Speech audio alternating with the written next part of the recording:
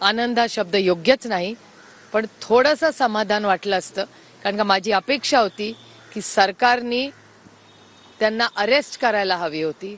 शरण काय म्हणताय, याच्यात कसलं शरण? एका माणसाचा खून झालेला आहे, ज्या पद्धतीने झालेला आहे, आणि तुमच्याच सगळ्या चॅनलवर त्यांच्या कुटुंबाचे जे अश्रू, त्यांच्या लेकीचे अश्रू, हे आयुष्यात कोणीच विसरणार नाही.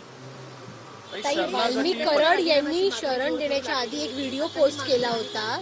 त्या व्हिडिओमध्ये त्यांनी सांगितलं होतं की माझ्यावरती राजकीय सुडाने हे सगळे आरोप होत आहेत. संतोष देशमुख यांच्या मारेकऱ्याला अटक व्हावी आणि शिक्षा. वो घटना जितनी ही ये बड़ी क्रूरता पूर्वक की गई हत्या है संतोष देशमुख की, इसलिए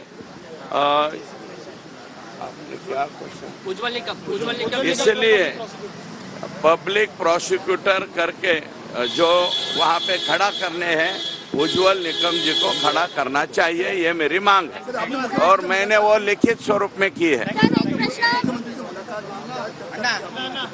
मुख्यमंत्री साहब का खाली आभार मान के मैं बाहर निकला हूँ कि ये जो विरोधी गैंग है, ये गैंग्स ऑफ वसेपुर जो है, हमारे जिले का गैंग्स ऑफ वसेपुर, इनको कब्जे में लाने के लिए जो आज अरेस्ट हुई है और वो खुद सरेंडर हुए हैं, इसके बारे में उनका अभिनंदन करने के लिए और आभार मानने के लिए मैं यहाँ आ गया।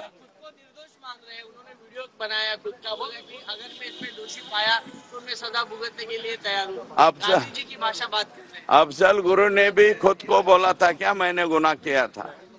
अजमल कसाब बोला था क्या मैंने गुनाह किया था? कोई जो भी ये करता है, गुनाह करता है, वो पहले यही बोलता है मैंने कुछ नहीं किया, मैंने कुछ नहीं। ऐसा थोड़ी है, जांच में सब बाहर आ जाएगा ना। करना चाहिए। हाँ, वाल्मीकि कराड़ के गुरु हैं, उनको भी अरेस्ट करना चाहिए। वाल्मीकि कराड़ के आका मैंने अभी तक उसकी मांग नहीं की है। इन्वेस्टिगेशन में अगर उनकी तरफ उंगली चली गई तो आका के आका भी अंदर आ सकते हैं।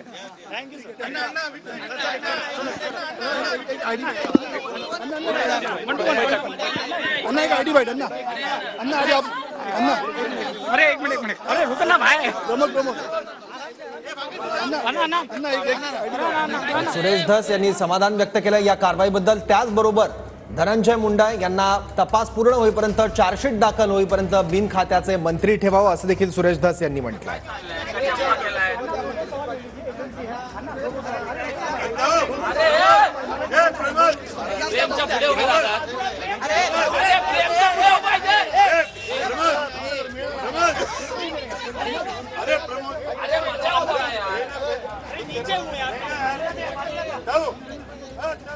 पोलिसांनी घरच्यांना चौकशीसाठी नेलं. त्याचबरोबर वाल्मिक कराडच्या संपत्ती अटॅच करायला सुरुवात केली आणि त्याच्यामुळेच तो सीआयडीला